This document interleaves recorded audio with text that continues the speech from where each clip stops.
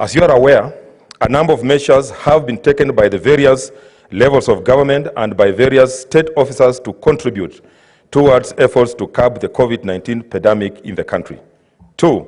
this is therefore to inform you, honorable senators, and the public at large,